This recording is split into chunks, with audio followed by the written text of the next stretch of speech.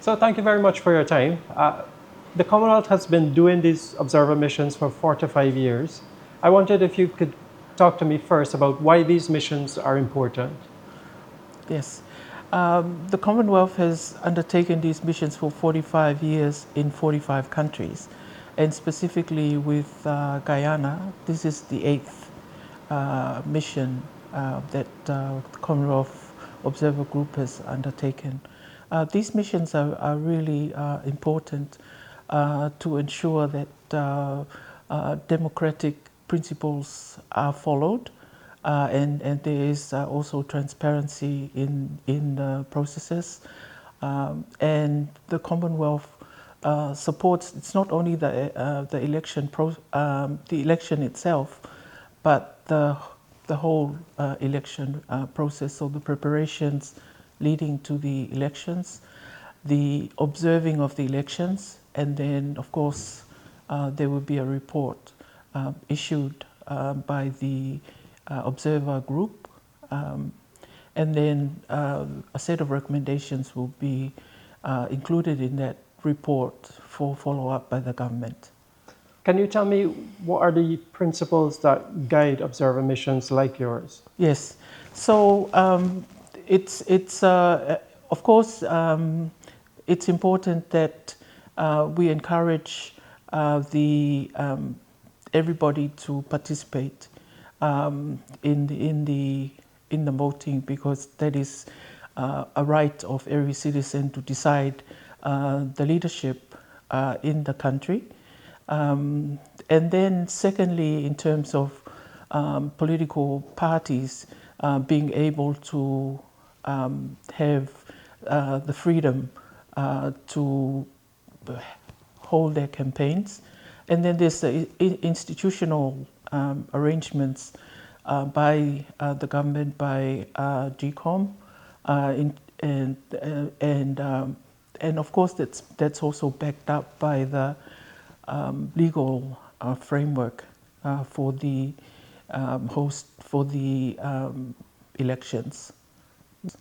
So when you go about your work, what sort of principles do you operate by as observers? So obviously the Commonwealth, but we also look at how the issues that we're looking at or the issues that we're observing also line up with the domestic laws as well. So what would you be looking for in these elections?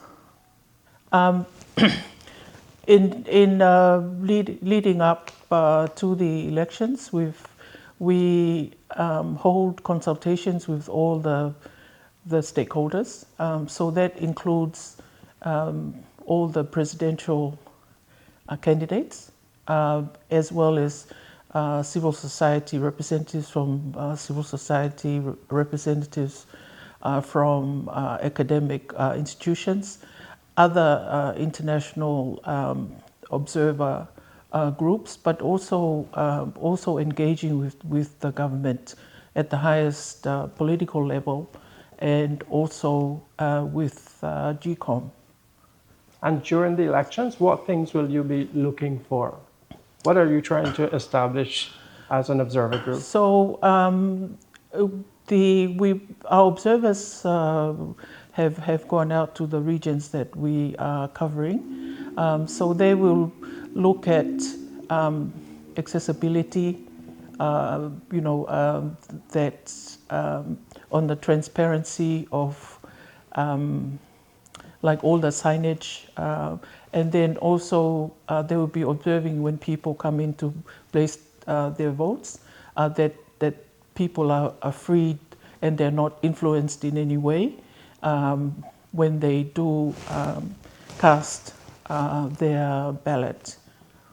So then, what is your hope for these elections in Guyana and the way that they are run? So, the hope is that the elections will be run in a fair and transparent manner, and the observers will report back on what they have observed during the voting period. Why do we need observers? Can we do without them? I think our presence here has been at the invitation of the government of Guyana. So in some sense, it's also important that the credibility of the process and the outcome is also,